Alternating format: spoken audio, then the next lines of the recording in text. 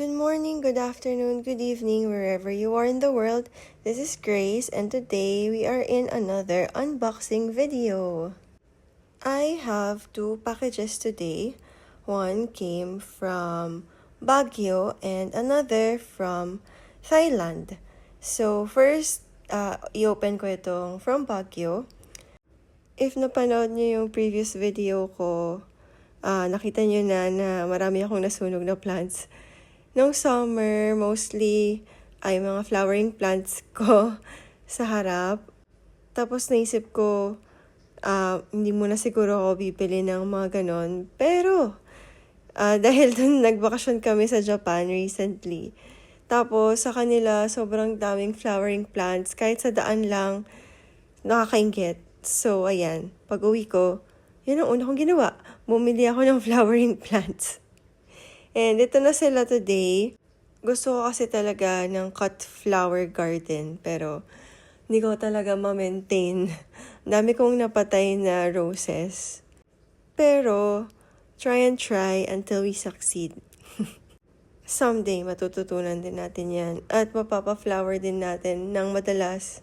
At hindi na natin mapapatay ang ating mga flowering plants. So, ayan. Ito, we have 1, 2, 3, 4, 5, 6. 6 plants from Baguio. So, first is this one. This is a begonia. So, hindi naman bago ang begonia sa akin. Meron akong mga nabiling begonia before. But this one is a double petal one. Nakabili na ako before ng double petal. Or basta yung parang rose type begonia. Pero malalaki yung flowers nun. Ito maliit lang. Medyo may similar akong nabili dito before, pero napatay ko siya. Sana ito hindi. Sana magtagal na to sa akin. Next, okay, this one is a double petal rain lily. So, may rain lily naman na ako before and hindi talaga nagtatagal yung flower niya. Ang ganda nito nung pinakita sa akin sa picture. But, ayan na siya ngayon. Nalanta na yung mga flowers. But, ayan, inopen ko naman yung plant and malalaki naman yung bulb. So, intact naman sila. So, okay lang yun. Magpa-flower din yan ulit. This one is a strawberry begonia. Nakabili rin ako before nito and lagi ko siyang napapatay. Hindi ko talaga matansya kung paano yung dilig sa kanya dapat. Natutuyo ko siya kasi sobrang bihira ata akong magdilig. Pero may time din kasi na overwater ko yung ganito. So, di ko pa rin siya maintindihan. But this one is actually free. Thank you, seller. Ayan. So, next one is this. I think ito yung Calya Lily. So, bumili lang ako ng budget Calya Lily. So, wala pa siyang flower. Sabi ng seller, white daw yung flower nito. So, malalaman ko lang, ma-confirm ko lang pag nag-flower na siya sa akin. Then, this one is a gumamela. So, may mga napatay din akong gumamela nung summer. This one is yung titawag nilang elephant white or white elephant, I don't know. Basta double petal siya na white. Tapos yung sample flower kasi nung nakita ko parang may blush. Konting blush, may konting pink tint dun sa petal. So, ayun, kinuha natin siya. Ang langgo rin pala, nice. This one is good. And the last one is a carnation. Ang tagal-tagal ko nang nagkahanap ng ganitong carnation. Yung laging kong nakikita yung parang small or small kind or small one. Tapos hindi multiple yung petal. Or basta yun, hindi malaki yung flower. So finally nakahanap ako. Sana mabuhay siya sa akin. This is the first time na mag-try akong mag-alaga ng carnations. Okay, so ito yung mga flowering plants na nakuha ko. Isa lang talaga, bali dalawa lang talaga dito yung cut flower. Rain lily, okay na din. Medyo malaki yung flower nito eh. So, pwede naman. Pwedeng i-vase. Others, like yung gumamela, hindi naman talaga siya pang cut flower. Pero, maganda yung display ng flower. Pagka malaki yung gumamela. So, happy naman ako dyan. So, okay. Let's move on to this next box. This one is from Thailand. And ito naman, nabili ko na to ng March. Lahat ito, na-mine ko na ng March. Online selling lang tayo lagi kasi tamad tayo mag-shopping dahil ang init-init sa Pilipinas. This one is Hoya Hall. So, these are from Thailand. Some, hindi ko alam kung ano pangalan ng garden na napagkuhaan, but some are from Lek Hoya. So, Lek Hoya, nakabili na ako sa kanya nung nagpunta sila dito, nung Horty. Pero hindi ako sure which is which, kung alin yung from Lek Hoya and alin yung from other garden. But, excited ako kasi lush ata yung mga nabigay. So, ayan. Let's open it. Fast forward ko na to. We have 1, 2, 3, 4, 5, 6, 7, and 8. Okay, let's open everyone. This one, meron ako before. Sobrang tagal na sa akin. And, ang lago niya nung start ng year na to. But, bigla siyang nag-decline. So, I'm so happy nung nagpa-mind free yung seller na to. And ako yung nakakuha. Tapos, saktong ito naman yung nakuha ko. This one is Australis Lisa. Ayan, so, medyo malaki na din siyang, okay na din siyang size. Next, this one I bought. Meron na rin ako nito, but this one is more lush. Tapos, kinupit-kupit ko kasi una ko nakuha, tapos hindi naman nag-take off. Yung main plant ko ay hindi din nag-grow. Yung propagations ay mga nag-melt and yung iba staying alive but not growing. So, na-disappoint ako. Tapos, nakita ko to. So, binili ko siya kasi it's lush and I think it was a sulit deal. Another one that I already have is this Curtisi. Bumili din ako ng lush nito last year.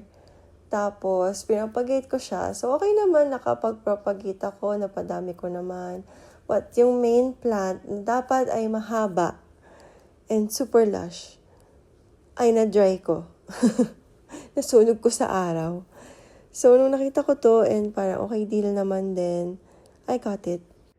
Wow, sunod-sunod kong nabuksan yung mga problem children. Char! Lol, tumigil din palang mag-record yung phone ko.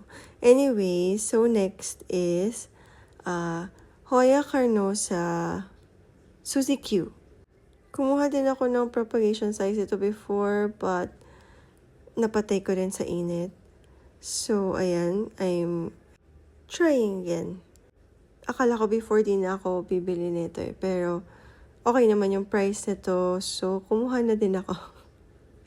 Mas gusto ko kasi talaga inner variegated Hoyas. May bias ako doon. But since this was a good deal, kinuha na natin. Okay, next is this Kodata Silver. So I have a Kodata Sumatra na never ko pang napabulaklak.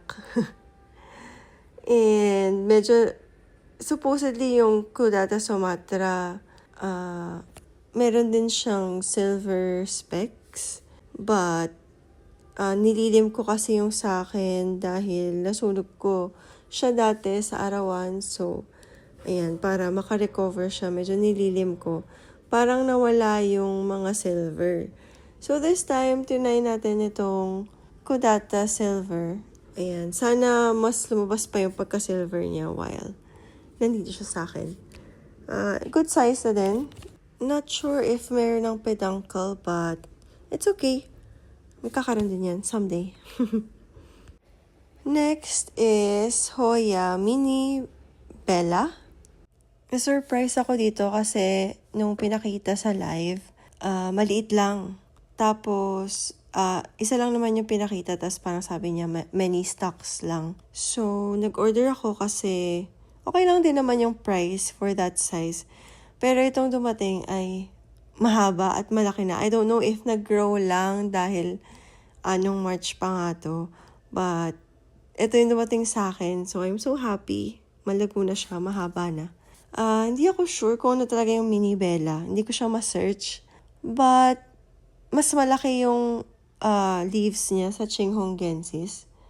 Mas mahaba. But, hindi siya, kasi yung Bella ay parang patulis yung dahon. This one, medyo mas round yung edge. Pero hindi rin naman siya Engleriana kasi yung Engleriana, mas maliliit yung leaves. And ito, mas malalaki. So, I'm not sure what it is, but we'll see in the future. Pagka may more information ako about it, maybe I'll do another video. Pero, yun siya ngayon. Pangalan niya ay Mini Bella sa label. So, let's go with that. Okay, moving on to the next Hoya. This one is not on my radar or in my wish list at all. Pero, nung flinex siya, tapos sinerch ko yung flower, ang ganda. So, kumuha tayo. So, this one is Hoya Pistolipsis. Read it on the screen na lang. Ang hirap niyang banggitin. Anyway, so, supposedly meron siyang pink flowers. Cluster of flowers. So, syempre pag pink, gusto natin yan. May bias tayo dyan. So, yun. Kahit na bago lang siya sa pandinig ko, ay binili natin siya. Interesting din yung leaves niya. Parang may dent, may texture. So, kakaiba. And lush na din siya. Hindi ko maalala if may promise ng peduncles. Pero, hopefully meron kasi flower talaga yung gusto ko dito. Okay, next Hoya, last one, is this Hoya NS 05055. So, ito, nasa wishlist ko to. Hindi siya impulse buy. And we got a nice deal. Very lush, very big plant. As you can see. Nakatuwa kasi, ang laki pala ng dahon nito. Ang gusto ko dito sa NS05 wishlist ko. Ano sila? Yung nagsa-sunstress or maganda yung color nila pagka expose sila to a nice amount of light. So, I'm excited na mag-color up ito sa akin. Mag-red. Mag-bright red. So, yun. Hindi naman ata masyadong promising yung flower nito. Ang gusto ko talaga dito ay yung potential niyang mag-sunstress ng maganda. Ayun, so that is all for today. We opened ilang plants? 14 plants in this video. So, thank you if umabot kayo dito. Thank you for unboxing with me. Hanggang sa susunod. Thank you for growing with me. Bye! See you next time!